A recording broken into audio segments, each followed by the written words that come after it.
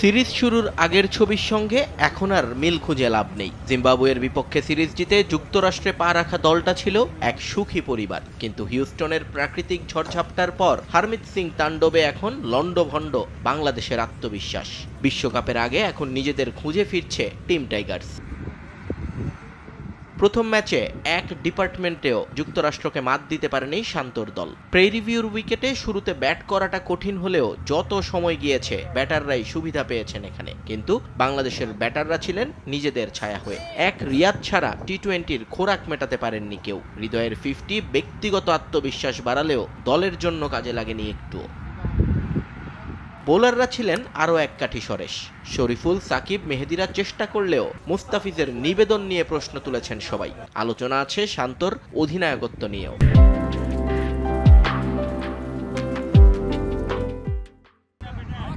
তবে সব সমালোচনা দূরে সরিয়ে আরও একবার ঘুরে দাঁড়াতে চায় বাংলাদেশ। বিশ্বকাপের আগে আর পচা শামুকে পা কাটতে চান না শান্ত। শেষ 2 ম্যাচ জিতে এখন সিরিজ ঘরে তুলতে চান তারা।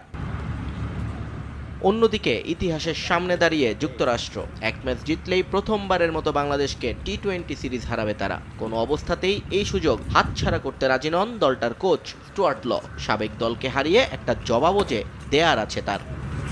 নিয়ন মোহাইমেন, সময় সংবাদ।